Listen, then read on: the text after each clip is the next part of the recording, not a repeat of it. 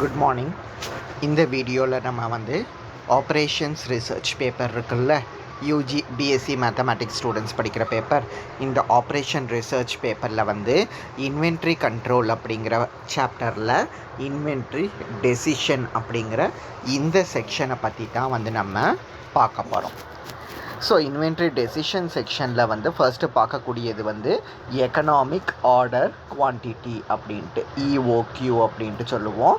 So இதில் என்ன சொல்லியிருப்பாங்க அப்படின்னா, by the ordered quantity we meet the quantity produced during one production cycle. So by ordered quantity, so இந்த ordered quantity மூலமாக நம்ம என்ன சொல்லலாம் அப்படின்னா we meet the quantity produced during one production cycle. ஒரே ப்ரொடக்ஷனில் நமக்கு கிடைக்கக்கூடிய மொத்த குவான்டிட்டி அதுதான் ஆர்டர்டு குவான்டிட்டி அப்படிங்கிறது. When the size of the order increases, the ordering cost will decrease, whereas the inventory carrying cost will increase. So when the size of the order increases, so size of the order அப்படின்னா, இப்போது ஒரு பேக்கரியில் 100 bread தயாரிக்கவும் order வரலாம், அல்லது 1000 bread தயாரிக்கிறதுக்கும் order வரலாம். So 100 bread தயாரிக்கிறதுக்கும் 1000 bread தயாரிக்கிறதுக்கும் rate பார்த்தீங்க அப்படின்னா ஆனால் கொஞ்சம் தான் டிஃபர் ஆகும். ஃபார் எக்ஸாம்பிள், இப்போ நீங்கள் இந்த மேரேஜ் இன்விடேஷன்னா அடிக்க போவோம்ல, அதில் நீங்கள் 100 பத்திரிகை அடிக்கிறதுக்கும் ஒரே காஸ்ட்டு தான் இருக்கும், 500 பத்திரிகை அடிக்கிறதுக்கும் ஒரே பிரிண்டிங் காஸ்ட்டு தான் இருக்கும். மேபி அந்த கார்டோட ரேட் வேணால் 100 பத்திரிகைக்கும் 500 பத்திரிகைக்கும் டிஃபர் ஆகலாமே தவிர அந்த காஸ்ட் டிஃபர் ஆகாது. So when the size of the order increases, size increase ஆகும்போது ஆர்டரிங் காஸ்ட் வில் டிக்ரீஸ். அப்போ பர்ச்சேசிங் காஸ்ட் உங்களுக்கு என்னவாகும் அப்படின்னா டிக்ரீஸ் ஆகும். ஆனால் இன்வென்ட்ரி கேரிங் காஸ்ட் இன்க்ரீஸ் ஆகும். இன்வென்ட்ரி கேரிங் காஸ்ட்னா என்னது? ஹோல்டு பண்ணி வைக்கக்கூடிய காஸ்ட்டு. ஸோ இப்போ அவங்க 1000 பிரெட் தயாரித்தாங்கன்னா அதை ஹோல்டு பண்ணி வைக்கிறதுக்கு ஸ்பேஸ் கொஞ்சம் அதிகமாக தேவைப்படும். அதே 100 பிரெட்டை ஹோல்டு பண்ணி வைக்கிறதுக்கு ஸ்பேஸ் கொஞ்சம் கம்மியாக தேவைப்படும். ஸோ கேரிங் காஸ்ட் அதிகமாகும், அதே ஆர்டரிங் காஸ்ட் கம்மியாகும். ஸோ அப்போது ப்ரொடக்ஷன் ப்ராசஸில் பார்த்தோம் அப்படின்னா there are 2 opposite cost. 2 opposite cost இருக்குதா? ஆர்டரிங் காஸ்ட்டும் கேரிங் காஸ்ட்டும் ஆப்போசிட்டாக இருக்கும். ஏன்னா ஒன்று டிக்ரீஸ் ஆகும், இன்னொன்று இன்க்ரீஸ் ஆகும் அப்படிங்கிறதுனால. One encourage the increase in the order size and the other discourages. So order சைஸில் இன்க்ரீஸை ஒன்று என்கரேஜ் பண்ணும், இன்னொன்று டிஸ்கரேஜ் பண்ணும். அதாவது ஆர்டரிங் காஸ்ட் என்கரேஜ் பண்ணும், கேரிங் காஸ்ட் டிஸ்கரேஜ் பண்ணும், அந்த மாதிரி. Economic order quantity is the size of the order which minimize the total annual cost of the carrying inventory and cost of ordering. So economic order quantityங்கிறது என்னது அப்படின்னா அதுதான் அந்த size of the order. நம்ம எவ்வளவு order கொடுக்குறோம் அப்படிங்கிற அந்த total சைஸை தான் என்னென்னு சொல்லுவோன்னா எக்கனாமிக் ஆர்டர் குவான்டிட்டி அப்படின்ட்டு சொல்லுவோம். அது minimise the total annual cost. Total annual காஸ்ட்டை மினிமைஸ் பண்ணும், அதே சமயத்தில் காஸ்ட் ஆஃப் ஆர்டரிங்கும் மினிமைஸ் ஆகும். The two opposite costs can be shown graphically. So இதை தான் கிராஃபிக்கலாக உங்களுக்கு கீழே ரெப்ரசன்ட் பண்ணியிருப்பாங்க. ஸோ மினிமம் காஸ்ட்டை ஒய் ஆக்சிஸில் எடுத்திருப்போம், இஓக்யூங்கிறது X axis. So ordering cost decrease ஆகும், இன்வென்ட்ரி கேரிங் காஸ்ட் இன்க்ரீஸ் ஆகும். ஸோ டோட்டல் காஸ்ட்டுங்கிறது அப்போது இந்த ரேஞ்சில் நமக்கு இருக்கும். ஓகேவா? ஸோ இதை வச்சுட்டு தான் இந்த இஓக்யூவை ரெப்ரசன்ட் பண்ணியிருப்பாங்க. ஸோ இதுதான் உங்களுக்கு இன்வென்ட்ரி டெசிஷனில் எக்கனாமிக் ஆர்டர் குவான்டிட்டியை பற்றி நம்ம படிச்சிருக்கக்கூடியது. ஸோ நெக்ஸ்ட்டு பார்த்தீங்க அப்படின்னா டிட்டர்மினிஸ்டிக் இன்வென்ட்ரி ப்ராப்ளம்ஸ் இதை பற்றி பார்க்க போகிறோம். இதில் EOQ problem with shortages allowed. ஓகேவா? எக்கனாமிக் ஆர்டர் குவான்டிட்டியை கண்டுபிடிக்கிற மாதிரி ப்ராப்ளம்ஸில் ஷார்ட்டேஜ் இன்வால்வ் ஆச்சு அப்படின்னா அது எப்படி சால்வ் பண்ணணும் அப்படின்ட்டு பார்ப்போம். So in a business concern, if the shortages occur then there can be classified into 2 categories. So ஒரு பிஸ்னஸ் ஆர்கனைசேஷனில் அவங்க பண்ணுற பிஸ்னஸில் ஷார்ட்டேஜஸ் வரலாம் அப்படின்னா அந்த ஷார்ட்டேஜஸை வந்து 2 விதமாக பிரிக்கலாம் அப்படின்ட்டு சொல்லியிருக்கிறாங்க. ஃபர்ஸ்ட் ஒன் வந்து as soon as the desired unit of a certain commodity arrive in inventory, the pack orders are satisfied. As soon as the desired unit of a certain commodity, ஏதோ வந்து ஒரு பொருள் இருக்குது, கமாடிட்டி அப்படிங்கிறது ஏதோ ஒரு பொருள், எவ்வளவு வந்து அது அளவு வந்து தேவை. இப்போ வந்து ப்ரெட்டு செய்ய போகிறோன்னா வந்து மைதா மாவு பர்ச்சேஸ் பண்ணுவாங்க, அது வந்து 1 டன் பர்ச்சேஸ் பண்ணுறாங்க அப்படின்ட்டு வச்சுருப்போம். So as soon as the desired unit, அப்போ அந்த 1 டன்னுங்கிறது வந்து decide unit. So decide unit வந்து ஆட்டோமேட்டிக்காக இன்வென்ட்ரிக்கு வந்த பிறகு, அதாவது ஹோல்டு பண்ணி வைக்கிறதுக்கு வந்த பிறகு back orders are satisfied. So இப்போ ஆர்டரிங் வந்து சாட்டிஸ்ஃபை ஆயிடும், அவங்க வந்து அவங்களோட வேலையை வந்து ஆரம்பிச்சிடலாம். Shortage or lost sales in the first category, demand of the customer is met in the beginning of new production. So first 2 டைப்பாக பிரிக்கலாம் அப்படின்ட்டு சொன்னோம்ல. ஸோ ஃபஸ்ட்டு கேட்டகரியில் பார்த்தோம் அப்படின்னா ஷார்ட்டேஜ் அல்லது லாஸ்ட் சேல்ஸ் எப்படி வரும் அப்படின்னா வந்து ஒரு பிஸ்னஸை வந்து புதுசாக ஆரம்பிக்கிற சமயத்தில் வந்து ஷார்ட்டேஜஸ் வந்து கண்டிப்பாக வரும். ஏன்னா எவ்வளோ தூரம் வந்து அவங்களோட பொருள் வந்து விற்கும் அப்படிங்கிறது வந்து தெரியாது அவங்களுக்கு. ஸோ அந்த மாதிரி சமயத்தில் அவங்க என்ன செய்வாங்கன்னா கம்மியாக வந்து அவங்க ப்ராடக்டை வந்து ப்ரொடியூஸ் பண்ணுவாங்க. ஸோ டிமாண்ட் அதிகமாயிருச்சு அப்படின்னா அந்த சமயத்தில் வந்து அவங்களுக்கு வந்து ஷார்ட்டேஜஸ் வரும். ஸோ அதை மாதிரி ஒரு shortage. Whereas in the second category, the customer moves to some other firm to fulfill his requirements. So second கேட்டகரியில் பார்த்தோம் அப்படின்னா ஷார்ட்டேஜஸ் இருந்துச்சு அப்படின்னா ஸோ அவங்களுக்கு தேவையான பொருட்கள் மொத்தமாக இங்கே கிடைக்காத போது இங்கே பாதி இன்னொரு கம்பெனியில் பாதி வாங்க முடியாது அப்படிங்கிறதுனால ஆட்டோமேட்டிக்காக இன்னொரு கம்பெனிக்கு வந்து அவங்க ஸ்விட்ச் ஓவர் ஆயிடுவாங்க. இல்லை அவங்களோட வாங்கக்கூடிய பொருளில் வந்து அவங்களுக்கு சாட்டிஸ்ஃபை இல்லை, அவங்களுக்கு பிடிக்கலை அப்படின்னா வந்து அப்பையும் வேறு கம்பெனிக்கு போயிடுவாங்க. அப்போ வேறு கம்பெனிக்கு போயிட்டால் இவங்க பொருள் விற்காத போது அந்த சமயத்தில் அது ஷார்ட்டேஜ் ஆகும். ஸோ ஷார்ட்டேஜில் 2 டைப்ஸ் எப்படி வரும் அப்படின்னா, ஒன்று பற்றாக்குறையினால் வந்து ஷார்ட்டேஜஸ் வந்து வர வாய்ப்பு இருக்குது, பற்றாக்குறை காரணமாக ஷார்ட்டேஜ் வந்த வாய்ப்பு இருக்குது.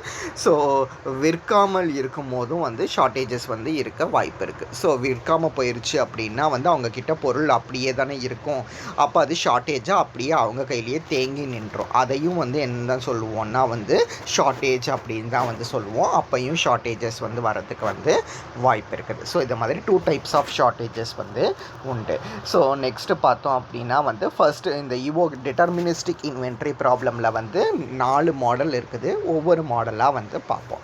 ஸோ ஃபஸ்ட்டு மாடல் என்னது அப்படின்னா EOQ problem with instantaneous production and variable order cycle time. So Evoq problem with instantaneous production. So instantaneous அப்படின்னா வந்து உடனடி அப்படின்ட்டு சொல்லுவோம். ஸோ உடனடியாகவே எல்லாத்தையும் வந்து அவங்க ப்ரொடியூஸ் பண்ணுறாங்க அப்படின்ட்டு meaning. And variable order cycle time. So ஆனால் ப்ரொடியூஸ் பண்ணுறதுக்குண்டான சைக்கிள் டைம் வந்து வேரி ஆகும். ஸோ இந்த மாதிரி இருக்கிற மாடல் தான் வந்து ஃபர்ஸ்ட் மாடல்.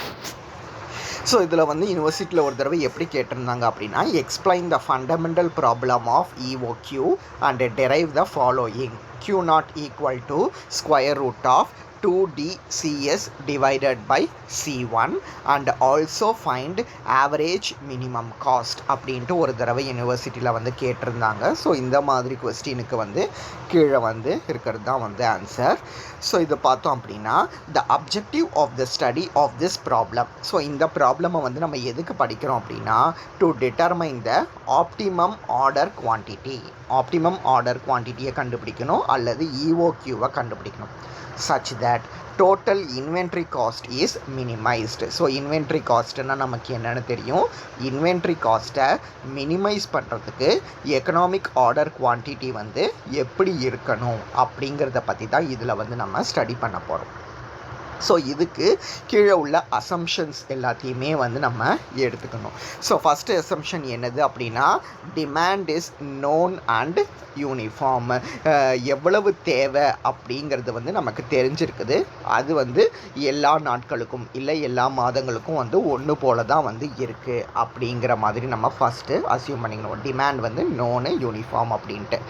ரெண்டாவது என்னது அப்படின்னா, let capital D denote the total number of units purchase purchased. So அந்த ப்ராடக்டை தயார் பண்ணுறதுக்கு தேவையான பொருட்களை வந்து பர்ச்சேஸ் பண்ணுவோம்ல, அதை தான் வந்து நம்ம டி அப்படின்ட்டு எடுத்துக்கிறோம். டிங்கிறது denote the number of units purchased அல்லது produced on supplied per time period, and capital Q denote the lot size in each production run.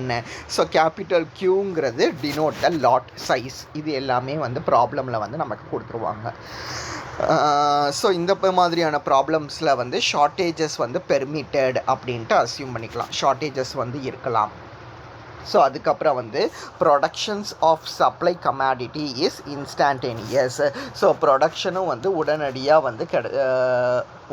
வந்து வர ஆரம்பிச்சிடும். அதில் வந்து டைம் வந்து எடுக்காது. ப்ரொடக்ஷன்ஸ் ஆஃப் சப்ளை கமாடிட்டி வந்து இன்ஸ்டான்டேனியஸ். ஸோ நெக்ஸ்ட்டு பேக் ஆர்டர் வந்து அலோவ் பண்ணிக்கலாம் அப்படின்ட்டு சொல்லியிருக்கிறாங்க. அதுக்கப்புறம் வந்து setup cost per production run on procurement cost is CS. Setup காஸ்ட்டை வந்து நம்ம CS அப்படின்ட்டு டினோட் பண்ணிக்க போகிறோம். CS. அது மாதிரி ஹோல்டிங் காஸ்ட் இருக்குல்ல, holding cost is C1 per unit in inventory. That is C1 வந்து நம்ம எப்படி எழுதிக்கலாம் அப்படின்னா வந்து IC அப்படின்ட்டு எழுதிக்கலாம். C1ங்கிறது தான் வந்து ஹோல்டிங் யூனிட், C1 IC அப்படின்ட்டு எழுதிக்கலாம். வேறு கேபிட்டல் Cங்கிறது வந்து யூனிட் காஸ்ட்டு, ஐங்கிறது வந்து இன்வென்ட்ரி கேரிங் சார்ஜ். ஓகேவா? ஸோ இன்வென்ட்ரி காஸ்ட்டையும் அதுக்கப்புறம் வந்து யூனிட் காஸ்ட்டையும் வச்சுக்கிட்டு தான் வந்து ஹோல்டிங் காஸ்ட் வந்து எழுதுவோம். லாஸ்ட்டாக let C2 be the storage cost per unit time per unit quantity. So per unit டைமுக்கு ஒரு குவான்டிட்டிக்கு உண்டான ஷார்ட்டேஜ் காஸ்ட்டை வந்து C2 அப்படின்ட்டு எடுத்துக்கிறோம். ஸோ இந்த 8ஐயும் வந்து நம்ம ஃபஸ்ட்டு என்ன செய்யணும் அப்படின்னா வந்து அஸ்யூம் பண்ணிக்கணும். டிமாண்டு வந்து நோன்னு அஸ்யூம் பண்ணிக்கணும். கேபிட்டல் டினா என்ன, கேபிட்டல் கியூனா என்னென்னு அஸ்யூம் பண்ணியிருப்போம். ஷார்ட்டேஜஸ் வந்து பெர்மிட்டடு, பேக் ஆர்டர் அலவுடு, செட்டப் காஸ்ட்டை சிஎஸ்னு டினோட் பண்ணிக்கணும், ஹோல்டிங் காஸ்ட்டை C1 டினோட் பண்ணிக்கணும். C1 வந்து ஐசினா எழுதிட்டு வேறு ஐஎன்எஸ்சி என்னங்கிறத சொல்லிட்டு லாஸ்ட்டாக C2 தான் வந்து shortage cost per unit of quantity அப்படிங்கிறத வரைக்கும் அஸ்யூம் பண்ணிக்கிறோம். Here it is assumed that after each time T, quantity Q is produced or supplied throughout the entire time period. So moreover நம்ம என்ன சொல்ல போகிறோம் அப்படின்னா after each time interval T, so certain time interval Tக்கு அப்புறம் the quantity Q is produced. இந்த Qங்கிறதுக்கு இந்த குவான்டிட்டியை தான் வந்து என்ன செய்வாங்க அப்படின்னா வந்து ப்ரொடியூஸ் பண்ணுவாங்க or supplied through entire time period, அல்லது இந்த டைம் பீரியடு Tக்கு ஃபுல்லாக இந்த Qவை தான் வந்து என்ன செய்வாங்க அப்படின்னா வந்து சப்ளை பண்ணுவாங்க. ஸோ இதையும் வந்து அஸ்யூம் பண்ணிக்கணும். Now if n denotes the small n denotes the total number of runs of the quantity produced or purchased, then we have ஐயை வந்து இன்வென்ட்ரியை வந்து n into T அப்படின்ட்டு எழுதிக்கலாம். வேறு என்னங்கிறது என்னது அப்படின்னா டோட்டல் நம்பர் ஆஃப் ரன்ஸ், Tங்கிறது வந்து டைம் இன்டர்வல் T. ஸோ இன்வென்ட்ரியை இதை மாதிரி எழுதிக்கலாம். அதை மாதிரி Dயை வந்து n into Q அப்படின்ட்டு வந்து நம்ம எழுதிக்கலாம்.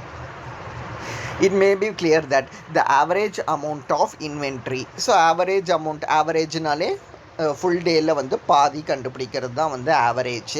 So average number of inventory வந்து அப்போ என்ன வரும், ஹாஃப் Q தானே.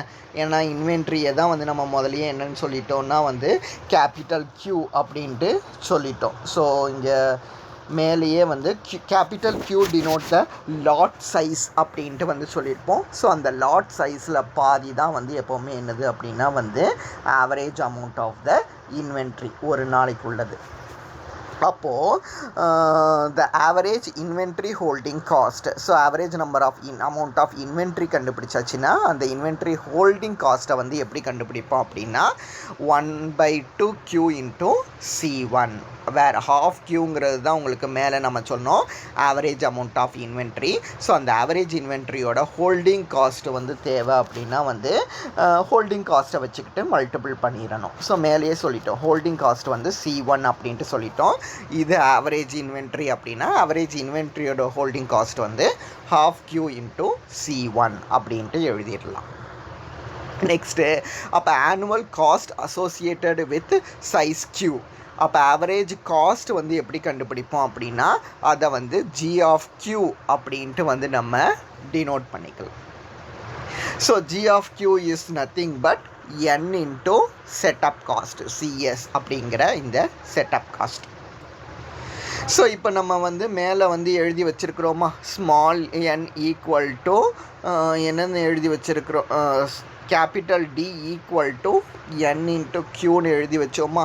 ஆவரேஜ் இன்வென்ட்ரி ஹோல்டிங் காஸ்ட் வந்து sorry annual cost associated with அதில் எழுதி வச்சுருக்கிறோம்ல ஜி ஆஃப் கியூங்கிறது. இதில் இங்கே பார்த்தீங்கன்னா தெரியும் டி ஈக்குவல் டு என்கியூ அப்படின்ட்டு எழுதி வச்சுருக்கிறோமா. இதில் n தேவை அப்படின்னா அதை வந்து நம்ம டி பை கியூ அப்படின்ட்டு எழுதி வைக்கலாம். ஸோ இப்போ ஆனுவல் காஸ்ட் கண்டுபிடிக்கிறதுக்கு ஜி ஆஃப் கியூன்னு அதை டினோட் பண்ணிக்கிறோம். G of Q is nothing but n into CS, where CS is the setup cost அப்படின்ட்டு வந்து தெரியும். இந்த எண்ணுக்கு பதிலாக மேலே உள்ள அந்த டி பை கியூவை வந்து அப்ளை பண்ணிக்கிட்டோன்னா T by Q into CS அப்படின்ட்டு வந்து நம்ம இதை எழுதிக்கலாம். ஸோ அதுதான் வந்து உங்களுக்கு annual cost associated with Q. இப்போது since the minimum total cost occur at the point where ordering cost and total inventory cost are equal. So minimum total cost அப்படிங்கிறது வந்து நமக்கு எப்போ கிடைக்கும், டோட்டல் காஸ்ட்லேயே மினிமம் வேல்யூ வந்து எப்போ கிடைக்கும் அப்படின்னா ஆர்டரிங் காஸ்ட்டும் இன்வென்ட்ரி காஸ்ட்டோட டோட்டலும் ஈக்குவலாக இருக்கணும். ஸோ ஆர்டரிங் காஸ்ட்டும் டோட்டல் இன்வென்ட்ரி காஸ்ட்டும் ஈக்குவலாக இருக்கிற சமயத்தில் தான் வந்து நமக்கு எப்போ கிடைக்கும் அப்படின்னா வந்து மினிமம் டோட்டல் காஸ்ட் வந்து கிடைக்கும். ஸோ இப்போ நம்ம இங்கே ஆனுவல் காஸ்ட்டை வந்து எப்படி டினோட் பண்ணியிருக்கிறோம் அப்படின்னா வந்து ஜி ஆஃப் கியூ அப்படின்ட்டு டினோட் பண்ணியிருக்கிறோம். சிமிலர்லி ஆவரேஜ் இன்வென்ட்ரி ஹோல்டிங் காஸ்ட்டை வந்து எப்படி டினோட் பண்ணியிருக்கிறோன்னா வந்து எஃப் ஆஃப் கியூ அப்படின்ட்டு டினோட் பண்ணியிருக்கிறோம். ஸோ ஆர்டரிங் காஸ்ட்டும் டோட்டல் இன்வென்ட்ரி காஸ்ட்டும் ஈக்குவலாக இருக்கணும், அப்புறம் தான் மினிமம் டோட்டல் காஸ்ட் கிடைக்கும்னு சொல்லியிருக்கிறோம். ஸோ இந்த டோட்டல் இன்வென்ட்ரி ஹோல்டிங் காஸ்ட்டை தான் வந்து நம்ம எப்படி டினோட் பண்ணுறோம் அப்படின்னா வந்து எஃப் ஆஃப் கியூ அப்படின்ட்டு டினோட் பண்ணுறோம். அந்த ஆர்டரிங் காஸ்ட்டு தான் வந்து ஆனுவல் காஸ்ட்டு. ஸோ அதை வந்து ஜி ஆஃப் கியூ அப்படின்ட்டு டினோட் பண்ணுறோம். அப்போ F of Q equal to G of Q அப்படிங்கிற மாதிரி கிடச்சிரும். ஸோ எஃப் ஆஃப் கியூ தான் நம்ம 1/2 இன்ட்டு QC1 மேலே கண்டுபிடிச்சோம். ஜி ஆஃப் கியூ தான் வந்து D by Q into CS அப்படின்ட்டு கண்டுபிடிச்சி வச்சுருக்கிறோம். ஸோ அப்போ இது ரெண்டுத்தையும் நம்ம வந்து சிம்ப்ளிஃபை பண்ணால் போதும். ஸோ அப்போது QC1 ஸோ இப்போது நமக்கு ஆக்சுவலாக என்னது இருக்குது அப்படின்னா QC1 divided by 2 equal to D by Q into CS அப்படின்ட்டு வந்து நமக்கு இருக்குது. ஸோ இப்போ நம்ம என்ன செய்கிறோம் அப்படின்னா இந்த கியூவை மட்டும் இப்படி கிராஸ் மல்டிபிள் பண்ணிக்கிறோம். இது ரெண்டுத்தையும் அந்த சைடு கொண்டுட்டு போகிறோம். அப்போது Q square equal to DCS into 2/C1 அப்படின்ட்டு நம்மளால் எழுத முடியும். அப்போ க்யூ ஸ்கொயரோட ஆன்சர் வந்து இதுவாக இருந்தது அப்படின்னா தென் க்யூ தேவை அப்படின்னா டேரெக்டாக இதுக்கு வந்து நம்மளால் என்ன செய்ய முடியும், ரூட் எடுக்க முடியும். அப்போ க்யூக்கு ரூட் எடுத்தோம் அப்படின்னா 2DCS டிவைடட் பை C1 அப்படின்ட்டு கிடைக்கும். ஸோ இதை தான் வந்து நம்ம ஆப்டிமம் வேல்யூவை Q0 அப்படின்ட்டு டினோட் பண்ணிக்கிறோம். ஸோ Q0ஓட வேல்யூ வந்து square root of 2DCS divided by C1 அப்படின்ட்டு கிடைக்கும். ஸோ அப்போது எக்கனாமிக் ஆர்டர் குவான்டிட்டியை பொறுத்த வரையில் அதனோட ஆப்டிமம் காஸ்ட் வந்து 2DCS டிவைடட் பை C1, வேர் டினா என்ன, சிஎஸ்னா என்ன, C1னா என்ன அப்படிங்கிறதெல்லாம் நமக்கே தெரியும். So next derive optimum inventory level for Evoq problem with instantaneous production with a shortage and fixed time. So inventory level for Evoq problem, optimum inventory level என்ன அப்படின்ட்டு நம்ம கண்டுபிடிக்கணும். அந்த Evoqல வந்து ஷார்ட்டேஜஸும் அலவுடு, டைம் வந்து ஃபிக்ஸட் அப்படின்ட்டு கொடுத்துருக்குறாங்க. ஸோ இதுவும் வந்து ஒன் டைம் வந்து நமக்கு யூனிவர்சிட்டியில் வந்து கேட்டிருக்காங்க. Here the total time period T is 1 year. So total time பீரியடுங்கிறது வந்து ஒரு வருஷம். அந்த டோட்டல் டைம் பீரியடை வந்து 2 ஈக்குவல் பார்ட்ஸாக பிரிச்சுக்கிடுவோம். 6 மாதம் 6 மாதம்னு. ஸோ அதுதான் வந்து உங்களுக்கு T1 + T2 அப்படிங்கிறது. So during the interval T1 the items are drawn from the inventory as needed. During the interval T2 orders for the items are being accumulated but not filled. So during the time interval T1, so T1 T2 னு 2 time இன்டர்வலாக பிரிச்சுக்கலான்னு சொல்லியாச்சு. During the time interval T1 items R Tran from the inventory. So நம்ம இன்வென்ட்ரியில் இருக்கக்கூடியதுலேருந்து நம்ம என்ன செய்ய போகிறோம்னா வந்து items கொஞ்சம் எடுக்க போகிறோம். ஸோ எவ்வளவு ஐட்டம்ஸ் எடுப்போம் அப்படின்னா டியூரிங் த இன்டர்வல் T2ல் எவ்வளவு ஐட்டம்ஸ் வந்து தேவைப்படுமோ, ஏற்கனவே ஸ்டாக்கில் கொஞ்சம் ஐட்டம்ஸ் இருக்கும் T2ங்கிற டைம் இன்டர்வலில் ப்ரிப்பேர் பண்ணுறதுக்கு. ஸோ அதில் எவ்வளவு இருக்கோ அது போக பாக்கி எவ்வளவு தேவையோ அந்த தேவையான ஐட்டம்ஸை தான் வந்து T1 அப்படிங்கிற டைம் இன்டர்வல்லேருந்து வந்து நம்ம எடுத்துக்கிடுவோம். தென் at the end of the interval T. So end of the interval T na என்னது? T is nothing but T1 + T2. So இதுதான் வந்து T அப்படின்ட்டு எழுதிட்டோம். So at the end of the interval T an amount Q is produced. So Q amount of product வந்து நமக்கு produce ஆகும். The amount Q has been divided into Q1 and Q2. So இப்போ Qவை வந்து ரெண்டாக பிரிப்போம், Q1 and Q2னு, such that Q equal to Q1 + Q2னு எழுதிக்கலாம். where Q1 denote the amount which goes into inventory and Q2 denote the amount which is immediately taken to satisfy the past order and unfilled demands. So Q1 and Q2வை எடுத்துட்டோம் அப்படின்னா இதில் Q1 வந்து எங்கே போகும்னு சொல்லிட்டாங்கன்னா இன்வென்ட்ரியில் போகும்னு சொல்லிட்டாங்க. Q2 வந்து பாஸ்ட் ஆர்டரை வந்து சாட்டிஸ்ஃபை பண்ண போகும் அப்படின்ட்டு சொல்லிட்டாங்க. ஃபார் எக்ஸாம்பிள் உங்ககிட்ட 1000 பிரெட்ஸ் வந்து செய்கிறதுக்கு வந்து ஆர்டர் இருக்குது.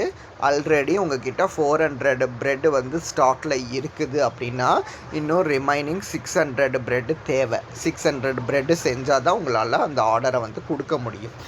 அப்போ நீங்கள் 600 பிரெட் செய்யணும் அப்படின்னா வந்து நீங்கள் கரெக்டாக 600 வந்து உங்களால் செய்ய முடியாது. அது டைமும் வந்து வேஸ்ட்டு. ஸோ அதுக்கு நீங்கள் என்ன செய்யலாம் அப்படின்னா இன்னொரு 1000 பிரெட்டை வந்து செய்யலாம். ஸோ 1000 பிரெட்டை செஞ்சுட்டு இவங்களுக்கு 600 கொடுத்துட்டு பேலன்ஸ் 400 வந்து ஸ்டாக்கில் வச்சுக்கலாம். அப்போ உங்களுக்கு இதுதான் வந்து இந்த 600 அவங்களுக்கு கொடுக்குறோம்ல, இதை வந்து Q1 அப்படின்ட்டு எடுத்துக்கிடுவோம். 400 பேலன்ஸ் வச்சுக்கிறோம்ல, இதை வந்து நம்ம Q2 அப்படின்ட்டு எடுத்துக்கிடுவோம்.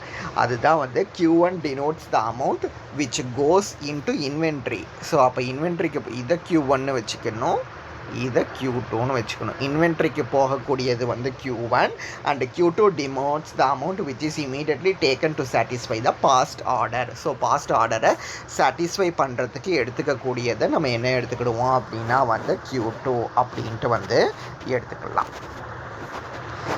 The problem is now concerned with the areas of triangle above the item axis and below the same axis. Total inventory over the time period T1. So total inventory cost, இதை தான் நான் வந்து போன ப்ராப்ளம்லேயே பார்த்தோமா. Average amount of inventory on each day வந்து average inventory holding cost, அதுதான் வந்து 1/2 இன்ட்டு QC1 அப்படின்னு பார்த்தோமா. ஆவரேஜ் இன்வென்ட்ரி ஹோல்டிங் காஸ்ட்டை வந்து அப்படி பார்த்தோம். ஸோ அதே மாதிரி தான் total inventory over the time period. அப்போ அதை வச்சுக்கிட்டு தான் டோட்டல் இன்வென்ட்ரி வந்து நம்ம எழுத போகிறோம். ஸோ டோட்டல் இன்வென்ட்ரி எழுதும் போது நமக்கு என்ன வரும்? ஆக்சுவலாக மேலே பார்த்ததில் ஆவரேஜ் அமௌண்ட் ஆஃப் இன்வென்ட்ரி தானே டோட்டல் இன்வென்ட்ரி. இங்கே மேலே பாருங்கள், average amount of inventory on any day இங்கே இருக்குதா, இதை தானே டோட்டல் இன்வென்ட்ரி அப்படின்ட்டு சொல்லுவோம். So average amount of inventory on any day என்னது இருக்குது அப்படின்னா வந்து 1/2 Q அப்படின்ட்டு வந்து இருக்குது. So at the time interval T1ல் போடும்போது அது 1/2 இன்ட்டு Q1 T1 அப்படின்ட்டு வரும். ஏன்னா Qவை தான் நம்ம ரெண்டாக பிரிச்சிட்டோம், Q1 Q2 அப்படின்ட்டு. அதை மாதிரி Tயையும் ரெண்டாக பிரிச்சிட்டோம், T1 T2 அப்படின்ட்டு. ஸோ நமக்கு அந்த 1/2 Q அப்படிங்கிறது வந்து 1/2 Q1 அப்படின்ட்டு ஆகும். இது at the time interval T1 அப்படிங்கிறதுனால T1ஐயே சேர்த்துக்கிடுவோம். இதுதான் வந்து நமக்கு டோட்டல் காஸ்ட் அப்படின்ட்டு வரும். அப்போ ஆவரேஜ் இன்வென்ட்ரி கண்டுபிடிக்கணும். ஆவரேஜ் இன்வென்ட்ரி கண்டுபிடிக்கணும் அப்படின்னா வந்து எப்போவுமே ஆவரேஜ்னாலே டோட்டலால் டிவைட் பண்ணக்கூடியது. இங்கே டோட்டல் டைமை வந்து ஸ்மால் டி அப்படின்ட்டு டினோட் பண்ணுவோங்கிறதுனால 1/2 Q1 T1 divided by T அப்படின்ட்டு எழுதிடலாம். அதுதான் average inventory holding cost. So அப்போ ஆவரேஜ் இன்வென்ட்ரி ஹோல்டிங் காஸ்ட் என்னது வரும் அப்படின்னா இதை வந்து C1ஆல் மல்டிபிள் பண்ணிட்டோன்னா வந்து ஆவரேஜ் இன்வென்ட்ரி ஹோல்டிங் காஸ்ட் வந்து கிடச்சிடும். அப்போ total amount of shortages over the time period 2. Similarly total amount of shortage over the time period வந்து 1/2 Q2 இன்ட்டு T2 அப்படின்ட்டு எழுதிக்கலாம். ஏன் நம்ம முதல்லையே என்ன சொல்லிட்டோம், Q1 denotes the amount which goes to the inventory. Q1 வந்து இன்வென்ட்ரிக்குள்ளே போயிடும், Q2 தான் immediately taken to satisfy the shortage அப்படின்ட்டு சொல்லியிருக்கிறோம். மேலே Q1 டினோட்னா என்னென்னு சொல்லியிருக்கிறோம், Q2 டினோட்னா என்னென்னு சொல்லியிருக்கிறோம். Q1 denotes the amount which goes to the இன்வென்ட்ரிங்கிறதுனால தான் இங்கே இன்வென்ட்ரி காஸ்ட்டை வந்து கண்டுபிடிச்சிருப்போம். இப்போ Q2 வந்து ஷார்ட்டேஜை சாட்டிஸ்ஃபை பண்ணுறதுக்காக தயாரிக்கப்பட்டதுனால தான் வந்து இங்கே ஷார்ட்டேஜை பற்றி சொல்லியிருப்போம், 1/2 இன்ட்டு Q2 T2 அப்படின்ட்டு. அப்போ total amount of shortage over the time period வந்து 1/2 Q2 T2. ஸோ அதுக்கு ஆனுவல் ஷார்ட்டேஜ் காஸ்ட் கண்டுபிடிக்கலாம். ஸோ எப்படி இங்கே ஆனுவல் இன்வென்ட்ரி ஹோல்டிங் காஸ்ட் கண்டுபிடிச்சோமோ அதே மாதிரி இங்கே ஆனுவல் ஷார்ட்டேஜ் காஸ்ட் கண்டுபிடிக்கணும். ஸோ அங்கே C1ஆல் மல்டிபிள் பண்ண மாதிரி இங்கே C2ஆல் மல்டிபிள் பண்ணியிருக்கோம். அப்போது annual cost associated with the run of size Q. So இங்கே ஆனுவல் காஸ்ட் போனதுலேயே பார்த்தோமா, annual cost associated with the run of size Qக்கு ஃபார்முலா தான் என்னன்னு பார்த்தோன்னா G of Q equal to N into CS அப்படின்ட்டு பார்த்துருக்கோம்ல. ஸோ அதே தான் annual cost associated with run of size Qங்கிறது வந்து N into CS, பட் என்னன்னா D by Q அப்படின்ட்டு தெரியும். So D by Q into CS அப்படின்ட்டு எழுதிக்கலாம். அப்போ டோட்டல் ஆனுவல் காஸ்ட் கண்டுபிடிக்கணும். ஸோ டோட்டல் ஆனுவல் காஸ்ட் கண்டுபிடிக்கிறதுக்கு வந்து அந்த இன்வென்ட்ரி காஸ்ட்டையும் ஹோல்டிங் காஸ்ட்டையும் வந்து நம்ம ஆட் பண்ண வேண்டியது இருக்கும். ஓகே, ஷார்ட்டேஜ் காஸ்ட்டையும் ஹோல்டிங் காஸ்ட்டையும். ஓகேவா, ஹோல்டிங் காஸ்ட் வந்து இதோ இருக்குது, C1 into 1/2 Q1 T1 by T. Shortage cost வந்து C2 into 1/2 Q2 T2 by T. So அதுக்கு வந்து ஆவரேஜ் கண்டுபிடிக்கணும், ப்ளஸ் இந்த N into CS, இந்த annual cost. So annual cost plus holding cost plus shortage cost, இது எல்லாத்தையும் add பண்ணால் தான் நமக்கு வந்து என்னது கிடைக்கும் அப்படின்னா வந்து டோட்டல் காஸ்ட் வந்து கிடைக்கும். So annual cost plus holding cost plus shortage cost, இதுதான் வந்து டோட்டல் காஸ்ட். ஸோ அதை வச்சு தான் வந்து இதை எழுதியிருப்போம். Now using the relationship of similar triangles. So similar ட்ரையாங்கிள்ஸ்லேருந்து நமக்கு என்ன ஃபார்முலா தெரியும்னா T1 by T equal to Q1 by Q அப்படின்னும் T2 by T equal to Q2 by Q அப்படின்னும் வந்து நமக்கு தெரியும். ஸோ இந்த ரிலேஷன்ஷிப்பை வச்சுக்கிட்டு அப்போ T1 கண்டுபிடிச்சோன்னா என்ன கிடைக்கும், இந்த Tயை கிராஸ் மல்டிபிள் பண்ணணுமா, அப்போ Q1 by Q இன்ட்டு Tன்னு கிடைக்கும். சிமிலர்லி T2 தேவை அப்படின்னா அது Q2 by Q into T அப்படின்ட்டு வந்து நம்ம எழுதிக்கலாம். ஸோ இப்படி எழுதியாச்சுன்னா அப்போ இந்த T1 ஆன்சரையும் T2 ஆன்சரையும் நம்ம வந்து டோட்டல் காஸ்ட்டில் வந்து ரீப்ளேஸ் பண்ண போகிறோம். ஸோ டோட்டல் காஸ்ட்டில் ரீப்ளேஸ் பண்ணால் நமக்கு என்னது கிடைக்கும்,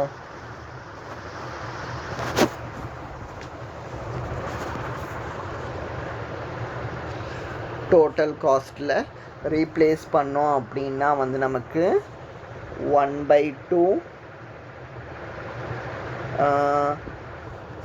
C1 Q1 T1 by 2 plus 1/2 C2 Q2 T2 இந்த 2 கிடையாது. 1/2 into C1 Q1 T1 plus 1/2 into C2 Q2 T2ன்னு இருக்கும். ஸோ அப்போ இதை வந்து எப்படி எழுதிக்கலாம் அப்படின்னா வந்து 1/2 C1 இன்ட்டு Q1 இன்ட்டு T1க்கு பதிலாக Q1/Q இன்ட்டு T அப்படின்ட்டு வந்து நம்ம எழுதிக்க முடியும். Plus 1/2 C2 Q2 into Q2/Q into T அப்படின்ட்டு வந்து நம்ம இதையும் வந்து எழுதிக்கலாம். ஸோ இப்படி எழுதியாச்சு அப்படின்னா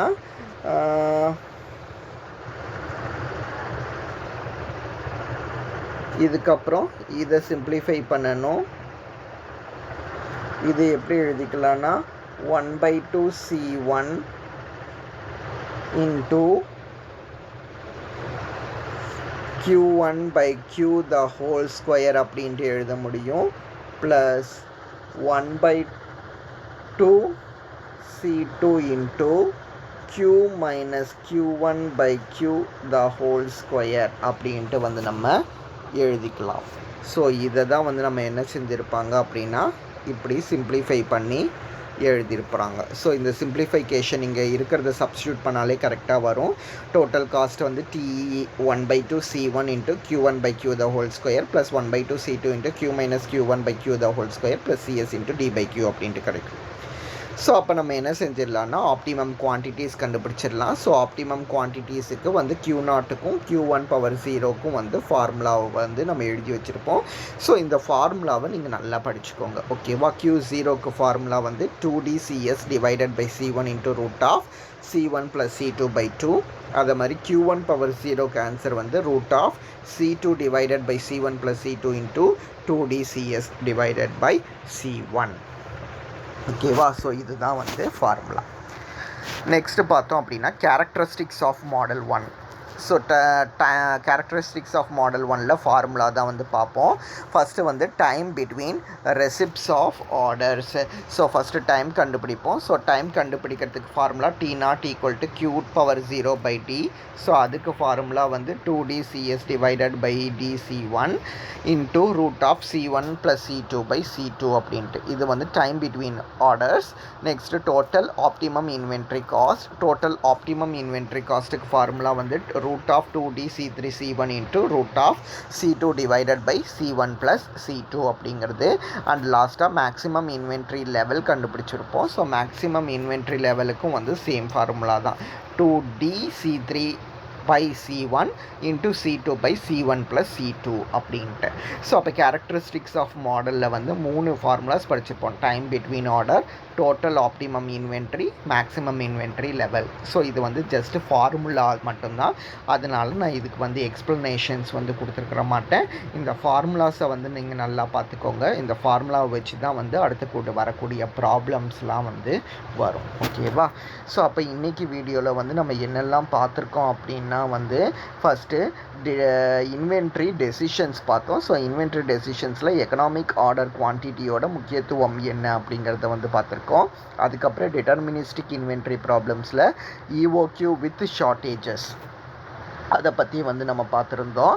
ஸோ நெக்ஸ்ட்டு பார்த்தோம் அப்படின்னா வந்து ஃபஸ்ட்டு மாடலில் வந்து EOQ problem with instantaneous production and variable order cycle இதை பற்றி வந்து பார்த்துருந்தோம். ஸோ ஒரு கொஸ்டின் வந்து ஆப்டிமம் இன்வென்ட்ரி லெவலை வந்து டிட்டர்மைன் பண்ணுற மாதிரி ஒரு கொஸ்டின் பார்த்துருந்தோம். ஸோ 2 கொஸ்டினுமே வந்து இம்பார்ட்டன்ட் யூனிவர்சிட்டி கொஸ்டின். லாஸ்ட்டாக ஃபஸ்ட்டு மாடலோட கேரக்டரிஸ்டிக்ஸ் வந்து பார்த்தோம். கேரக்டரிஸ்டிக்ஸில் வந்து 3 ஃபார்முலாஸ் வந்து கொடுத்துருப்பாங்க. ஸோ அதை பற்றி பார்த்துருக்கோம். ஸோ இது வரைக்கும் வந்து இந்த வீடியோவில் வந்து பாருங்கள். ரிமைனிங் வந்து நம்ம நெக்ஸ்ட் வீடியோவில் வந்து கண்டினியூ பண்ணலாம்.